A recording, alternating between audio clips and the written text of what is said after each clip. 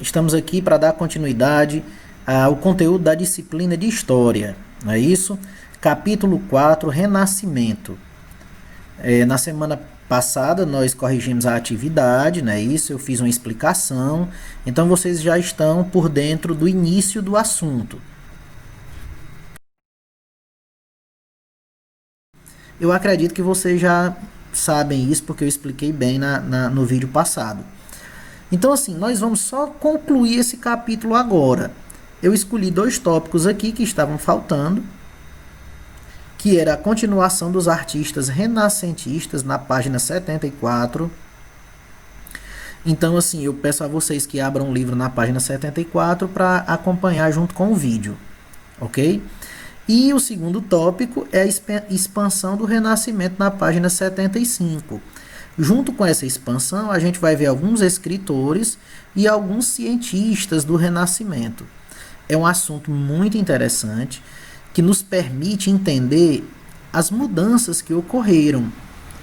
Muito do que nós vivemos hoje, em relação à ciência, à arte, né, à cultura, é fruto desse movimento chamado Renascimento, ok?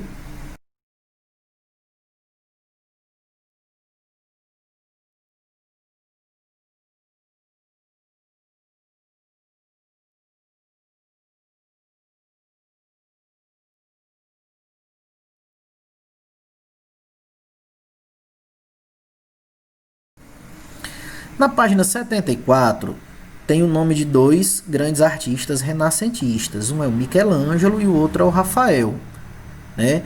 Se a gente lê, tanto no livro como aqui, nós vamos ver que o Michelangelo foi um escultor, pintor e arquiteto. É conhecido como poeta do corpo, pela forma precisa como representou cada músculo, ruga ou veia.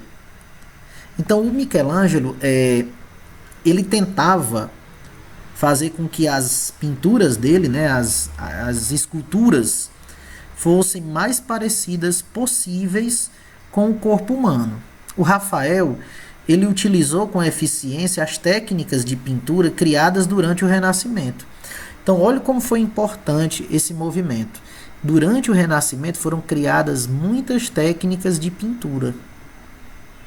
Ele foi o retratista oficial de alguns dos homens mais ricos e poderosos daquele tempo. Então, as pessoas que tinham dinheiro chamavam o Rafael para pintar o seu retrato. Eu quero que vocês prestem bastante atenção aqui. É a expansão do Renascimento. A palavra expansão, como todos devem saber, é algo que aumenta, que sai do lugar que está e vai para outro. Né? Expandir é aumentar. Né? Então, o que é que aumentou aqui? Foi a ideia do Renascimento. Essa ideia de trazer de volta a cultura da Grécia e da Roma, ela sai da Itália e ganha o mundo. Então, o Renascimento foi um movimento que ganhou a Europa toda e o mundo. Né? Se expandiu a partir da Itália, porque a Itália foi o berço do Renascimento. Agora, prestem atenção, olha só. Um fator que contribuiu para divulgar as obras renascentistas foi o aperfeiçoamento da imprensa por Gutenberg. Olha só, pessoal, antes de Gutenberg, os livros eram escritos à mão. Então, uma pessoa não tinha como escrever vários livros para vender. Hoje a gente tem as impressoras, né, as máquinas de Xerox. Antigamente não tinha. E o Gutenberg foi que contribuiu para que isso fosse aperfeiçoado, para que isso surgisse. Então, quando o Gutenberg inventa a máquina dele, que imprime, né, vamos dizer assim, é chamada de prensa, né, a prensa de Gutenberg, começa a produzir vários livros com as ideias dos renascentistas.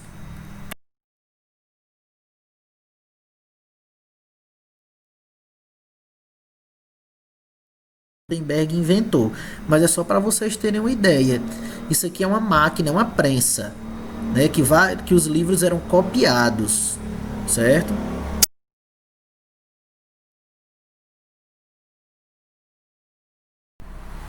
dentro desse tópico chamado expansão renascentista, nós temos então alguns exemplos, né, de escritores e cientistas que não eram italianos, né, mas que aderiram a esse ideal renascentista. Então, Luís Vaz de Camões é considerado o maior poeta da língua portuguesa.